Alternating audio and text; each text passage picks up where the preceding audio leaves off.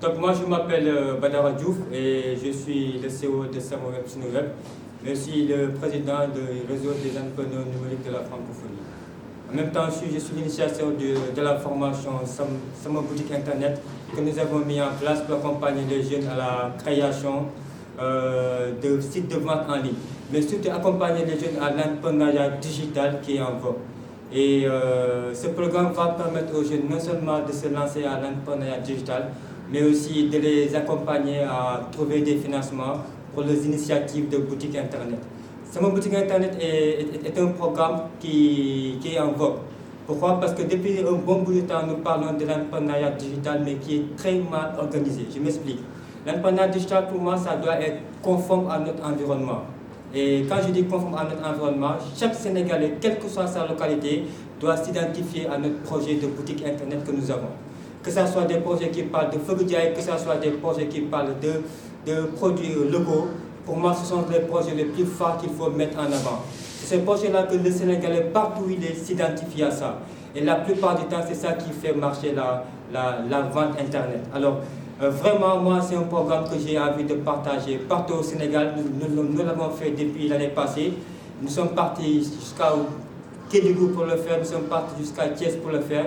Mais moi, mon rêve, c'est de le faire partout au Sénégal. Alors, à travers cette vidéo, je lance un appel à toutes les autorités, je lance un appel à toutes les organismes qui sont au Sénégal et qui accompagnent l'entrepreneuriat digital à financer et à partager ce projet pour que les jeunes, où qu'ils soient au Sénégal, puissent bénéficier de cette formation-là.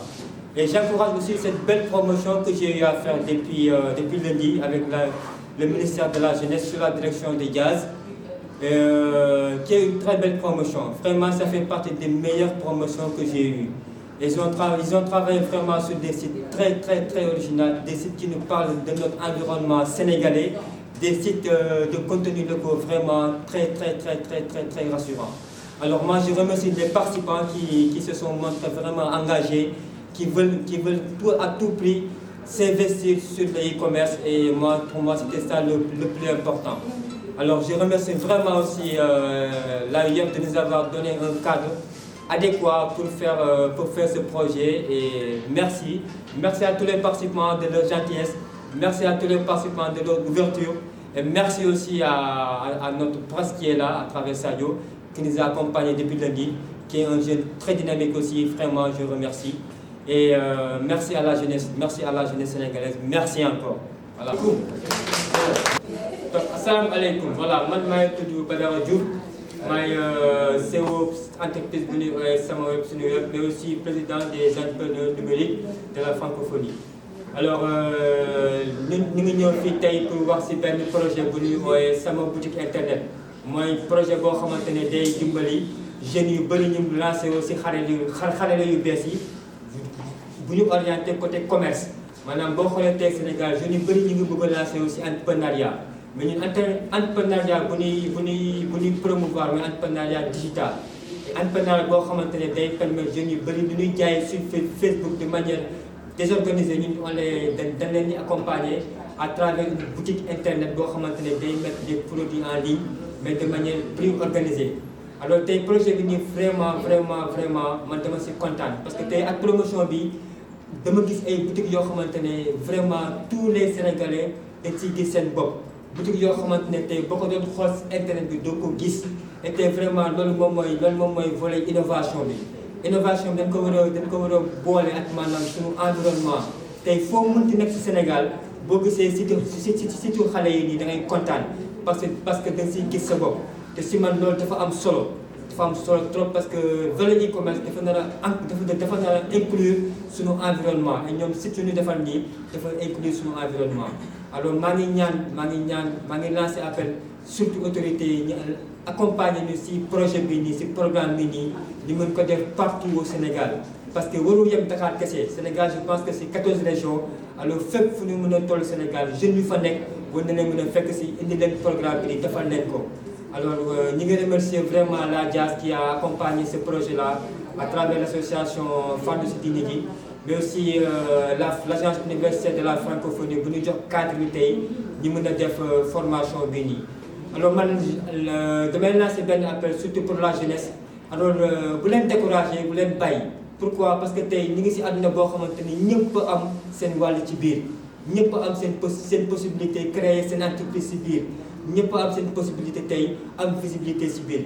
alors jeunes yi laay gën a adressé parce que message bi ñoom ñoo ko moom tey seen àdduna la bu leen nangu kenn ñëw jëlee leen ko seen place xeex leen tey ba tey ngeen mettre en avant seen produit xeex leen tey ba ngeen mettre en avant seen projet xeex leen tey ba ngeen mettre en avant seen entreprise. C'est possible avec internet tey avec internet tout le monde peut créer son entreprise. alors tey jeunes yi maa ngi lancé benn appel ñi entreprendre parce que tey on vit dans le monde boo xamante ni mën nga jaay partout dans le monde à travers e-commerce mën nga jaay fu nekk ba Chine ba États-Unis ba Australie ak e-commerce bi. alors tey sama message mooy jeunes yi kaay leen formé wu kaay leen tenter seen chance entreprendre parce que tey le monde de demain incha allah entrepreneurs yi ñoo ko moom et yéen am ngeen si wàll. alors ñëw nañ jël seen place entreprendre lancer seen projet créer seen entreprise incha allah demain voilà yàlla baax na et den ko dina baax incha allah man loolu laay wax. alors maa ngi lancé aussi maa ngi félicité aussi vraiment promotion bi parce que bokk na si sama promotion yu gën a baax xale yi fi nekk vraiment ay ndaw yu am pas-pas lañ ay ndaw yoo xamante ne am nañ imagination aussi et puis ay ndaw yoo xamante ne gëm nañ seen bopp aussi. je pense que tey à travers présentation projet ça se voit à travers tey innovation bu ñuy wax si suñu environnement. tey foo mënta nekk Sénégal boo gisee projet xale yi da ngay kontaan. pourquoi? parce que da nga siy gis sa bopp te je pense que tey ku nekk loolu ngay ñaan def projet boo xamante ne da nga siy gis sa bopp. alors maa ngi remercier vraiment cette belle promotion que j'ai eu à faire ak seen pas-pas ak seen xarale ak seen innovation surtout côté idée et yal na yàlla mëntale yëpp incha allah. voilà merci et bon suivi aussi.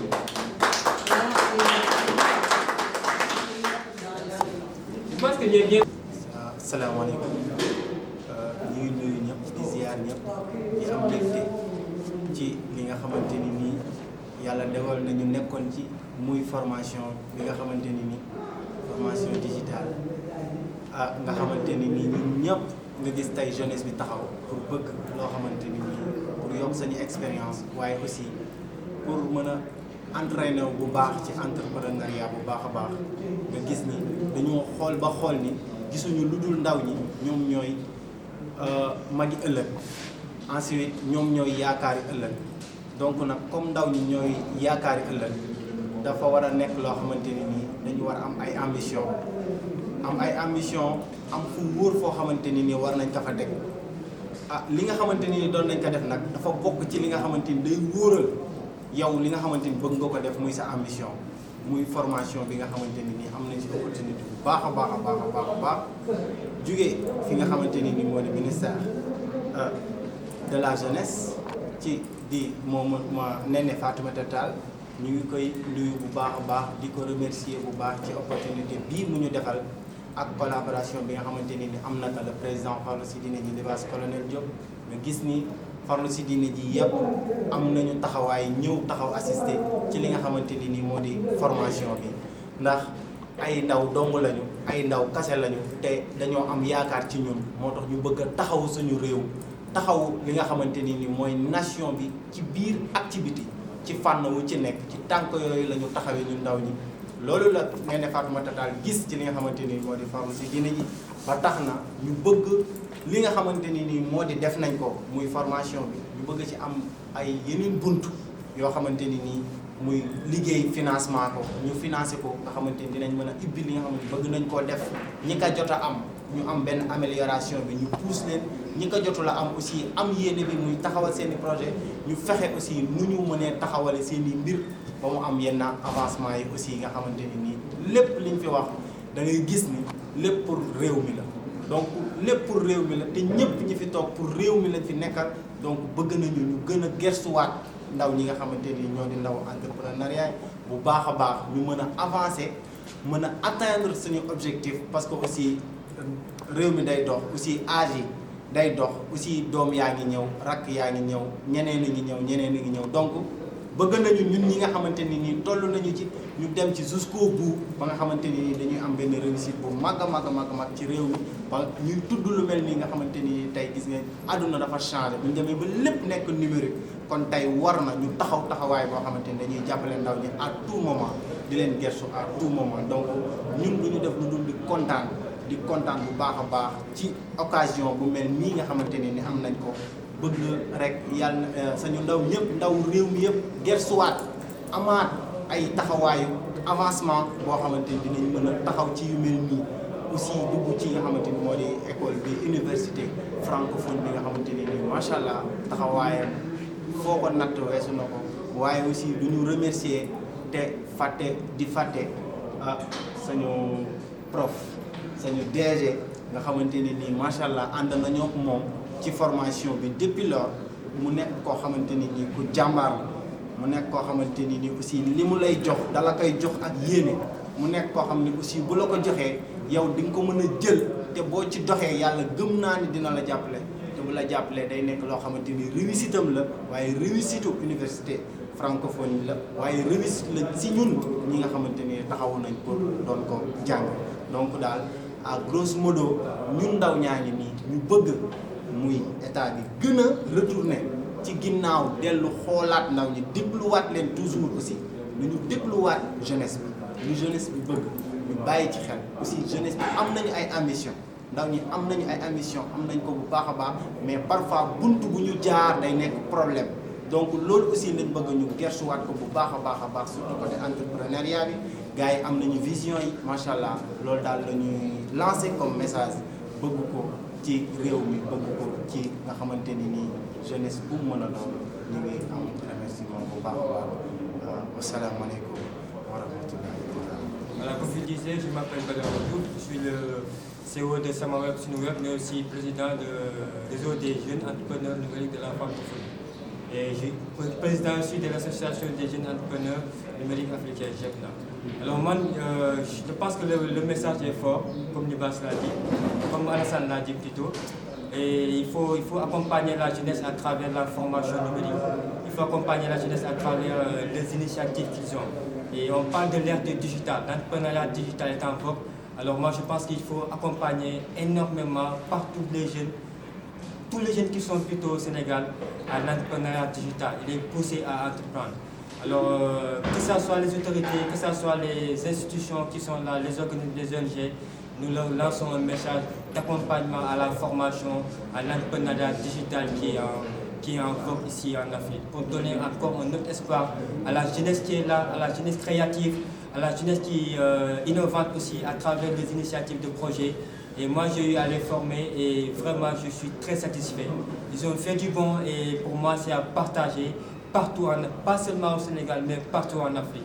Toute la jeunesse africaine doit prendre cette jeunesse-là qui est là comme exemple. Pourquoi? Parce qu'ils ont vraiment de très belles initiatives et Inch'Allah, moi j'en suis convaincu dans quelques années, ils seront toute la fierté de tout un peuple, ils seront la fierté de tout un continent. Alors vraiment, c'est à eux que je dis même merci parce que c'est eux qui m'ont donné le courage et voilà, cet engouement que j'ai pour leur transmettre cette connaissance que j'ai. Alors moi, pour moi, le mérite leur revient, c'est pas moi. Mais le mérite leur revient parce que chaque matin ils sont là, chaque matin ils se donnent et vraiment, celui qui n'a pas d'engagement, celui qui n'a pas d'ambition ne peut pas faire ça. Moi, le seul message que j'ai à leur donner, c'est de ne pas abandonner, c'est de toujours poursuivre. L'entrepreneuriat, ça ne se fait pas en nos jours. L'entrepreneuriat, c'est un chemin. Et un chemin, ça ne se construit pas en nos jours. Alors il ne faut pas abandonner, il faut toujours continuer à se donner, il faut y croire. Et Inch'Allah, on construira ensemble l'une des plus belles générations d'Afrique. Moi, je suis convaincu de ça.